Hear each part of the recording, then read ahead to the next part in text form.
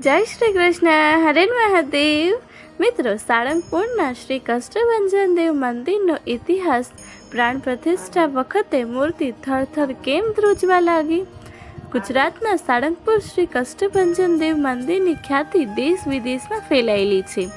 લગભગ પોણા 200 વર્ષ જૂના આ પ્રખ્યાત ચમત્કારિક મંદિરમાં બિરાજમાન હનુમાન દાદાની મૂર્તિ જાગ્રત હોવાનું મનાય છે. ગુજરાતનું પ્રખ્યાત સાળંગપુરનું શ્રી કષ્ટભંજન દેવ મંદિર હનુમાનજીને કળિયુગના દેવ માનવામાં આવે છે અને તેમની સેવા પૂજાથી બળ બુદ્ધિની પ્રાપ્તિની સાથે સાથે તમામ મનોકામના પૂર્તિ થતી હોવાની માન્યતા છે. હિન્દુ પંચાંગ અનુસાર ચૈત્ર સુદ પૂનમને હનુમાનજીનો અવતરણ દિવસ મનાય છે અને આથી જ આ દિવસે હનુમાન જયંતિ તરીકે ઉજવવામાં આવે છે. ભારતભરમાં હનુમાનજીના ઘણા પ્રસિદ્ધ અને ચમત્કારિક મંદિરો આવેલા છે, જેમાં ગુજરાતના ભાવનગર સ્થિત સાળંગપુરના શ્રી કષ્ટભંજન દેવની પણ મહિમા અપરંપાર છે. તો ચાલો જાણીએ સાળંગપુર હનુમાનજી મંદિરના ઇતિહાસ અને તેના મહિમા વિશે. સાળંગપુર શ્રી કષ્ટભંજન દેવ હનુમાન મંદિરનો ઇતિહાસ લગભગ 175 વર્ષ જૂનો છે. આ મંદિરમાં શ્રી કષ્ટભંજન દેવ હનુમાનજીની મૂર્તિની પ્રાણ પ્રતિષ્ઠા વિક્રમ સંવત 1905માં આસો વદ પાંચમના રોજ થઈ હતી.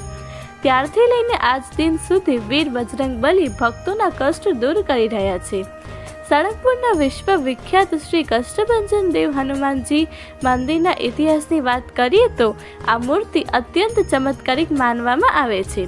સાળંગપુર હનુમાન મંદિરના નિર્માણ પાછળ એક રોચક ઇતિહાસ છે. સ્વામિનારાયણ ભગવાન અંતર ધ્યાન થયા બાદ તેના અનુયાયી ગોપાળાનંદ સ્વામી સત્સંગ ભક્તિના પ્રસાર અર્થે ભાવનગર બોટાદ ગામે પધાર્યા હતા. હરિસંત પધાર્યાના સમાચાર મળતા સાળંગપુરના દરબાર વાઘા ખાચર દર્શનાર્થે પહોંચ્યા. દરબારે સંત સમક્ષ પોતાની વ્યથા વ્યક્ત કરતા કહ્યું કે ગામમાં 3 વર્ષથી વરસાદ પડતો નથી અને ગામની આર્થિક સ્થિતિ ન હોવાથી સાધુ સંતો પણ પધરામણી કરતા નથી. આપ એવી કૃપા કરો તો સંતો અમારે ત્યાં પધરામણી કરે. દરબારની મનોવ્યથા સાંભળીને ગોપાળાનંદ સ્વામીએ કહ્યું કે આપનું સંકટ દૂર કરવા તમને એવા એક દેવ આપીશ જે સમસ્ત જગતનું કલ્યાણ અને મનોકામના પૂરી કરશે. તેમણે સાળંગપુર ગામના પાદરે એક શિલા પર પોતાના હાથથી હનુમાનજીની છબી દોરી.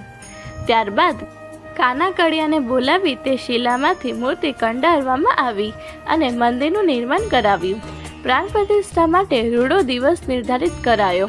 આ ભવ્ય મૂર્તિની પ્રાણ પ્રતિષ્ઠા માટે ગોપાળાનંદ સ્વામીએ વિક્રમ સંવત 1905 આસો વદ પાંચમનો દિવસ નિર્ધારિત કર્યો અને સાધુ સંતો હરિભક્તોની હાજરીમાં આ મહાન કાર્યનો આરંભ કર્યો.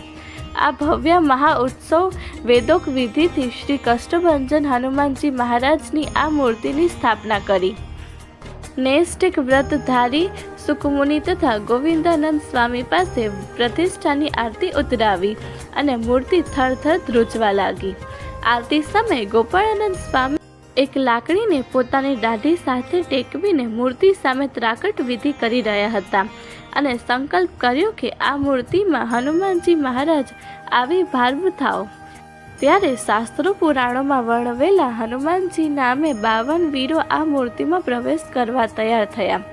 દિવ્ય દૃષ્ટિવાળા સ્વામીએ સમાધિ યોગમાં શ્રીજીના સંકેત દ્વારા વીરોને જોઈને ઉદ્બોધન સાથે વિવેકપૂર્ણ વાણીમાં કહ્યું કે હે વીરો, દિવ્ય શક્તિવાળા આપ સૌમાંથી જેમણે ત્રેતા યુગમાં શ્રી રામચંદ્ર ભગવાનની તથા હાલ કળીકાળમાં પૂર્ણ પુરુષોત્તમ શ્રી સ્વામિનારાયણ મહાપ્રભુની સેવા જે નિષ્કામ ભાવથી કરી છે, એવા હે હનુમત મહાવીર, આપ પધારો અને આ મૂર્તિમાં સદા પ્રગટ બિરાજો.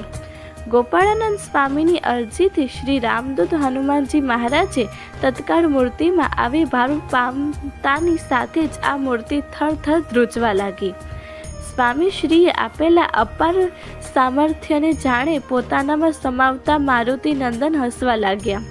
તંત્ર મંત્ર ભૂત પ્રેત વળગાળ સર્વ પ્રકારના કષ્ટોને હરનાર શ્રી કષ્ટભંજન દેવ સર્વ સુખદાતા ગોપા સ્વામીએ શ્રી હનુમાનજી મહારાજને વિનંતી કરી કે આપના ચરણે આવેલા હર કોઈ મનુષ્યના દુઃખ દૂર કરજો.